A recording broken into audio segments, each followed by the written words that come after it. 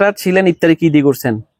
করেছি পানি দিয়ে, শুধু পানি খাইছি, হয়তো দুটো মুড়ি কিনে নিয়ে এসে খাইছি, তাছাড়া আর কিছুই না। আর এখন ইফতারির অভাবে পরবাতে খাওয়ার অভাবে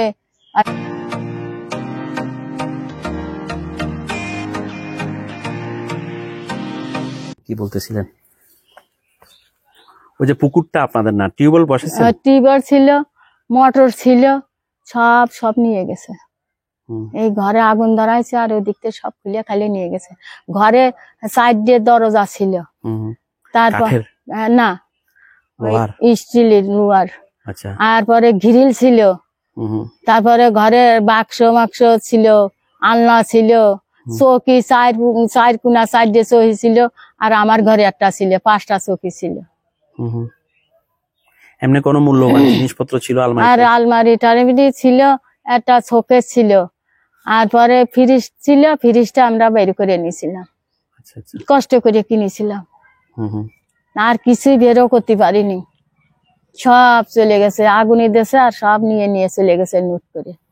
এদিক থেকে ভাঙিছে আর এদিক থেকে ওইটা খুলে নিয়ে গেছে, মোটর খুলে নিয়ে গেছে, কল খুলে নিয়ে গেছে, গাছ গাছালি কাটিয়ে কুটিয়ে সব নিয়ে গেছে সব, আবার ওখানতে ইট নিয়ে যাচ্ছে সব। আচ্ছা, এখন আমার একটা কথা হচ্ছে যে হিটু শেখেরা যে অন্যায় করছে, বা আমাদের ছেলেরা নাতিরা সহ আইনে প্রমাণিত হলে অলরেডি এটা প্রমাণ এআই দিয়ে গেছে, আসিয়ায় স্টেটমেন্ট, ওদের ধরেন ফাঁসি হয়ে গেল, আইন একদম সুষ্ঠু বিচার হলে সর্বোচ্চ শাস্তি ফাঁসি হয়ে গেল।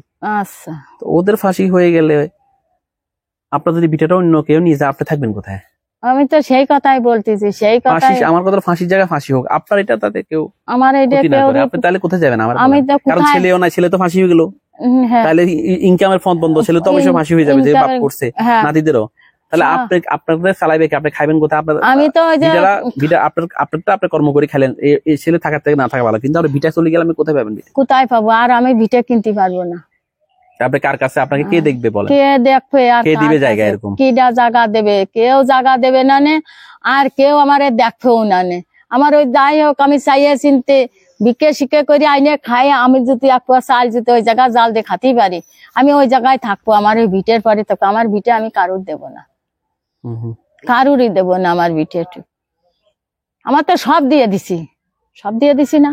তাকে যে লোক ফাঁস হোক, তাকে কাইটে টুকরো টুকরো করুক, তাও আমি কোনো দুঃখ নেই আমার, কিন্তু আমি ভিটে কাউকে দেবো না, আমি ভিটে কাউকে দেবো না। রোজা যে কয়েকটা ছিলেন ইফতারি কি দিয়ে করছেন?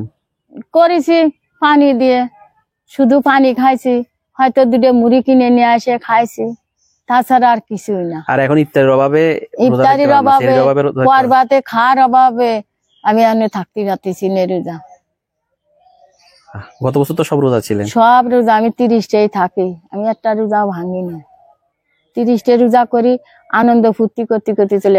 লবণ দেও যদি খাই, লবণ দিয়ে খাই, তাও আল্লাহর নাম নিয়ে আমি লবণ দিয়ে ভাত খাই, আমি রোজা থাকতাম, তাও আল্লাহ আমার দিন নিয়ে যাইতো কিরকম, অনেক ভালোভাবে আমার দিন চলে যেত, আমি কষ্ট পাতাম না রোজায়, আল্লাহ আমার কষ্টও দিত না।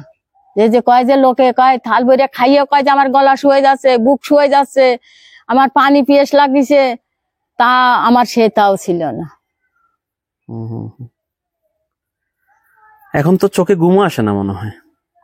ঘুম নাই, ঘুম কিরাম চোখ ভাঙ্গে ঘুম আসতেছে, আমি যেটা একটু ঘুমাতে যাব, ঘুমাতে গেলে আর মানে ঘুম হয় না, ঘুম আঠে না, ঘুম নাই। এই পর্যন্ত এইভাবে। ভিটার দিকে যান না, একটু হাঁটা চলা করে দেখেন না নিজের ভিটা? যাই আমি জায়গা করে থাইছি, ওই যে ঘরের ভিতরে একটু, যে ওখানে সব সময়ের জন্য একটু শুয়ে থাকবো, একটু বসে থাকবো। বৃষ্টির জন্য বৃষ্টি এসেছিল তো কতক্ষণ আগে, একটু বৃষ্টি আইলে বলে তাইতে আমি তুলে নিয়ে আসি কাগজ মাগজ, কাপড় চোপড়। ভালো লাগলে লাইক কমেন্ট করে আপনার মতামত দিন। সাথে থাকার জন্য সাবস্ক্রাইব করুন এবং বেল বাটনটিতে ক্লিক করুন।